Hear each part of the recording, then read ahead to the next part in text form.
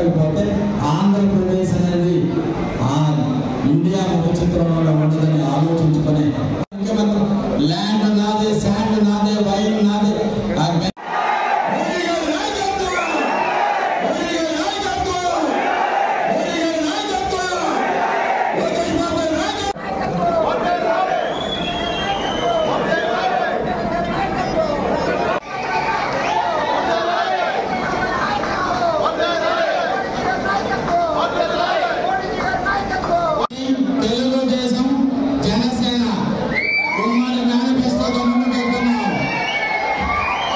నడ్డా గారు, అమిత్ షా గారు, అదేవిధంగా పవన్ కళ్యాణ్ గారు నియమించడం జరిగింది. మన పార్టీ నాయకులు అందరూ కూడా కూర్చొని జాతీయ తెలుగుదేశం పార్టీ శాసనసభ తెలుగుదేశం పార్టీ అభ్యర్థి శ్రీ కాశీ శ్రీనివాసరావు గారు మీరు మమ్మల్ని రాజీనామా చేయమన్నప్పుడు మీరు విశ్వసనీయతను చెప్తూ ఉంటే మాట తప్పరు అని చెప్పుకుంటుంటే ఆ రోజు ఎంపీ రాజీనామా చేసినప్పుడు ఎంపీ మళ్ళా ఇస్తానని చెప్పినప్పుడు ఎందుకు మీరు మాట తప్పారు? ఓ జగన్ అడుగుతున్నా, ఎందుకు మాట తప్పారు? అన్ని విధాలు కూడా అర్హుడిని, అనుభవంతుడిని, సమర్థవంతుడిని, కేవలం ఒక దళితుడు నాయకత్వం ఎదగకూడదని ఒక ఆశ్రయంలో కుట్రతో మీరు ఈ విధంగా చేశారు. అది మీకు న్యాయమా? అది ఒక రాజకీయమా అని చెప్పి అడుగుతున్నా. ఆ తర్వాత ఎమ్మెల్యేగా ఇచ్చారు. ఎందుకు ఇచ్చారు? నేను కూడా క్రమశిక్షణతో ఉన్నాను కనుక ప్రత్యేక హోదా వరకు చెయ్యని దీక్షకు లేవు. అప్పుడు ఎమ్మెల్యే ఇచ్చారు. ఎంత క్రమశిక్షణతో ఉన్నా ఆ తర్వాత మళ్ళా ప్రజల్లో ఉండడానికి అవకాశం లేనప్పుడు మీరు భిక్ష పెడితే, రాజకీయం భిక్ష పెడితే తీసుకోవడానికి మేము ఎవరైనా అసమర్థమా? చేతగాని దండములు అనుకున్నారా మీరు? జగన్ గారు ఒక్కసారి తెలుసుకోండి. మీరేమైనా భిక్ష పెడతా రావడానికి రాదా? ఐఏఎస్ విడిచిపెట్టి వచ్చానంటే ప్రజల్లో ఉండడానికి వచ్చాను తప్ప మీ గుండెల్లో ఉండడానికి రాదు. నా గుండెల్లో ఉండాలన్నా, నా గుండెల్లో ఎందుకయ్యా ప్రజల్లో ఉండాలని కోరుకున్నానయ్యా. మీ గుండెల్లో ఉండడానికి రాదా? ఆహా, ఏం చెప్పకండి. తర్వాత నేను వారు అవినీతి పాలన దగ్గర నుంచి చూసా. ఏం బయటకు వచ్చినప్పుడు కాదు, నేను ఎమ్మెల్యేగా ఉన్నప్పుడు కూడా వారిని చేతులు జోడించుకోలే. చిన్నతూరులో సిరికాన్ని తీసేయడం వలన శ్మశాన వాటిలు కూడా పోతున్నాయి, వ్యవసాయ భూములు పోతున్నాయి, ఇళ్ళు స్థలాలు పోతున్నాయి. సునకాలు అడిగితే అదే విజయసాయి రెడ్డి గారు మీటింగ్ లో నుంచి గడ్డం చెప్తారంటే ఎంత అహంకారం. తర్వాత ఆ వచ్చిన అధికారులతో అవినీతి చేసుకుంటూ, ప్రజలకు దోచుకుంటూ, పేద ప్రజలకు మద్యపాన నిషేధం చెప్పాడు. వారి ఆరోగ్యాన్ని కాపాడాలని చెప్పిన వ్యక్తి జగన్మోహన్ రెడ్డి గారు ఎందుకు మాట నిలబెట్టుకోలేదని అడుగుతున్నా.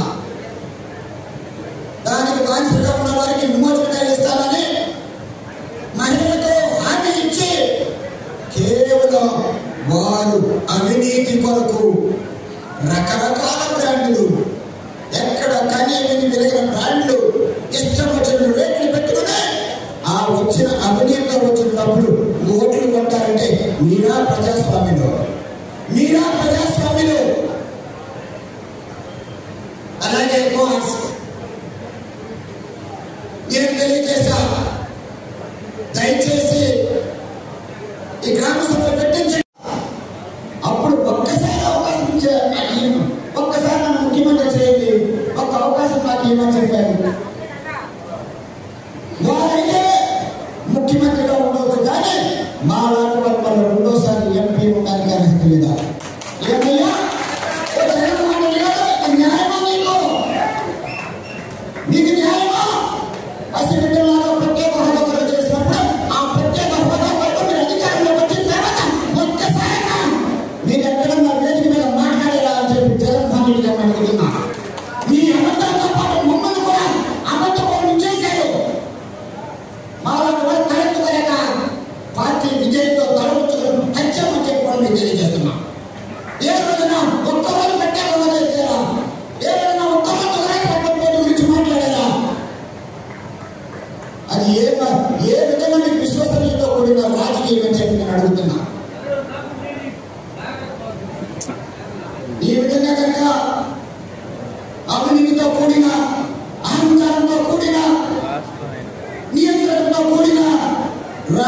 కనుక మరలా వైఎస్ఆర్ పార్టీ జగన్మోహన్ రెడ్డి గారు వస్తే మన ఆంధ్ర రాష్ట్రంలో ప్రజాస్వామ్యం ఉండదు. పెద్దవాడిగా పెద్ద పెద్ద ముఖ్యమంత్రి దగ్గర పనిచేసిన వ్యక్తిగా, దేవేంద్ర గారు, కరుణానిధి గారు, ఎన్టీఆర్ దగ్గర పనిచేసిన వ్యక్తిగా, చదువుకున్న వ్యక్తిగా తెలియజేస్తున్నా, వారు చేసే ఒక్కొక్క పని ప్రజాస్వామ్యానికి వ్యతిరేకం అని చెప్పి తెలియజేస్తున్నా. ప్రజాస్వామ్యానికి వ్యతిరేకం.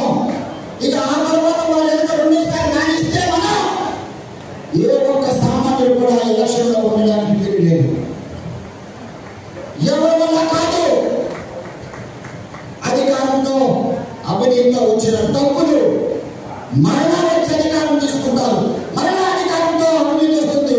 ఆ సైకిల్లోనే వాడే ఉంటారు తప్ప, అహంకారంలో ఉన్న వాళ్ళు ఉంటారు తప్ప, ఒక సామాన్యుడు ఇంకా ఆంధ్రప్రదేశ్ లో రాజకీయం చేసుకోవడానికి అవకాశం అంటే వైఎస్ఆర్ పార్టీ మరలా రెండోసారి అధికారంలోకి రాకూడదు. అహంకారంతో, నియంత్రణతో, అవినీతితో కూడిన ఆ పాలన అంతం కావాల్సిందే. అది కనుక జరగకపోతే ఇక సామాన్యుడు ఆంధ్రప్రదేశ్లో ఏ మాత్రం కూడా ప్రజాస్వామ్యంలో పాల్గొనడానికి అవకాశాలు లేదు. అంత ముఖ్య ఉద్దేశంతోనే, అంత గొప్ప ఆశయంతో ఈ విధంగా ప్రజల సంక్షేమం అని చెప్పి మోసం చేస్తున్న వైఎస్ఆర్ పార్టీని అధికారంలో నుంచి దించవలసిందే. అంతా కూడా కేంద్ర ప్రభుత్వం నుంచి నిధులు తీసుకుంటూ ఒకవైపు అప్పులు చేస్తూ నేను బటన్ నొక్కుతున్నా, నాది సంక్షేమ పథకం అని చెప్పడం ఎంత పొరపాటు అని చెప్పి అడుగుతున్నాను. గ్రామాల్లో జరిగే ప్రతి ఒక్క అభివృద్ధి కూడా మోడీజీ గారి నాయకత్వంతో అభివృద్ధి జరుగుతుంది. ప్రతి సచివాలయాలు కానివ్వండి, రైతు భరోసా కానివ్వండి, నాడు నేడు కానివ్వండి, పనికి ఆహారం పథకం కానివ్వండి, ఇవన్నీ కూడా అలాగే జరుగుతున్నాయని చెప్పి ప్రజలకు తెలియజేస్తున్నాం. వారు ఏదో సంక్షేమం చేసేసి బటన్ నొక్కుతున్నా అని చెప్పడం అది చాలా ప్రజలను మోసం చేస్తున్నారు, తప్పుదారి పట్టిస్తున్నారు. ఎందుకంటే ముఖ్యంగా నేను ఏమనుకున్నానంటే తప్పనిసరిగా పూర్తి మద్యపాన నిషేధం అమలు చేస్తారని చెప్పి నేను ఎంతో ఆశపడ్డా. బలహీన వర్గాలు దానికి బానిసలు అయిపోయారు. వారి ఆదాయం పోతుంది, ఆరోగ్యం పోతుంది. జగన్మోహన్ రెడ్డి గారు మద్యపాన నిషేధం పూర్తిగా అమలు చేస్తానని చెప్పారు కనుక నేను ఎంతో ఆశతో ఎదురు చూస్తే ఆ విషయం కూడా కనీసం ఎత్తకోకుండా వారు అవినీతి కొరకు, సంపాదన కొరకు అలా పెట్టుకుంటూ పేదవాళ్ళ బలహీన వర్గాలు ఆరోగ్యాన్ని కూడా నాశనం చేశారని చెప్పి నేను తెలియజేస్తున్నాను. అదేవిధంగా ఎన్నో విధాలుగా కనుక నేను దగ్గరని చూసిన వ్యక్తిగా, ఒక అనుభవంతుడిగా నేను తెలియజేసేది ఏంటంటే వారు సంక్షేమ పథకాలు అన్నదానికి అది ఒక నిజము కాదు, ఒక మాయ అని చెప్పి మీకు తెలియజేస్తున్నాను. అలాగే తిరుపతి పార్లమెంట్ నియోజకవర్గానికి ఒక సమర్థవంతుడు, అనుభవంతుడు, సామాజిక న్యాయ స్ఫూర్తితో ఉన్నవాడు కావాలి అని చెప్పి నేను తెలియజేస్తున్నా. ఆ ఉద్దేశాలతో నేను అనుభవంతుని కనుక బలహీన వర్గాలను కూడా ఆత్మాభిమానంతో కాపాడుకుంటాను కనుక, ఇక్కడ సమాజం కొరకు కృషి చేస్తాను కనుక, సామాజిక న్యాయం కొరకు నేను కృషి చేస్తున్నాను కనుక ఒక బొమ్మలాగా ఉండే ఎంపీ అది సమాజానికి మంచిది కాదు. అనుభవంతుడు, సమర్థవంతుడైన వరప్రసాదరావు లాంటి వ్యక్తిని బీజేపీ తరఫున కమలం గుర్తుపై నిలబడుతున్నాను కనుక, ఉమ్మడి అభ్యర్థిగా, ఎన్డీఏ అభ్యర్థిగా నిలబడుతున్నాను కనుక నన్ను ఆదరించండి. సమాజంలో ఉన్న అసమానతలు దొక్కడానికి, ప్రతి ఒక్కరిని కాపాడుకోవడానికి ఎవరికి పేట వారికి తెలిసిన వ్యక్తిని ఆదరించండి. అలాగే కేంద్ర ప్రభుత్వం నుంచి నిధులు తీసుకురావాలంటే రాష్ట్ర ప్రభుత్వంలో ఉన్న అన్ని విధాలు కూడా సహాయం మనకు కావాలి కనుక ఇక్కడ చంద్రబాబు గారిని ముఖ్యమంత్రి చేయండి, పాసం సునీల్ కుమార్ గారిని ఎమ్మెల్యే చేయండి. నేను అమృత పథకం కింద డబ్బులు తీసుకురావాలంటే, తీర ప్రాంతాలకు ముఖద్వారాలు తెరిపించాలంటే, ఏది చేయాలన్నా కూడా ఇక్కడ నుంచి ప్రపోజల్స్ వెళ్ళాలి కనుక తీర ప్రాంతంలో రోడ్లు వేయడానికి మునపాల నుంచి నవాబ్పేట కానివ్వండి, గొలల నాటు దగ్గర కారికేడు వరకు రోడ్లు కానివ్వండి, అలాగే ఎక్కడ వేసినా కూడా ఖచ్చితంగా ఎమ్మెల్యే ఆదరణ కావాలి కనుక మేమిద్దరం డబుల్ ఇంజిన్ లాగా పనిచేయాలంటే, ప్రభుత్వం డబుల్ ఇంజిన్ లాగా పనిచేయాలంటే కేంద్ర ప్రభుత్వంలో మోడీ గారి ప్రభుత్వం, రాష్ట్ర ప్రభుత్వంలో చంద్రబాబు గారి ప్రభుత్వం అలాగే గూడూరులో తిరుపతిలో కూడా మేమిద్దరం కూడా ఒక డబుల్ ఇంజిన్ లాగా పనిచేసి గూడూరు అభివృద్ధికి తోడ్పడతాం కనుక మా ఇద్దరిని కూడా ఆదరించండి అని చెప్పి తెలియజేస్తూ గూడూరుకు మరుపడి సేవ చేసే భాగ్యం నాకు కల్పించమని చెప్పి చేతులు జోడించి కోరుతున్నాను. మరిన్ని వీడియోస్ కోసం ఛానల్ ని సబ్స్క్రైబ్ చేయండి, లేటెస్ట్ అప్డేట్స్ కోసం వాట్సాప్ ఛానల్ ని ఫాలో చేయండి అండ్ లింక్ డిస్క్రిప్షన్ లో ఉంది.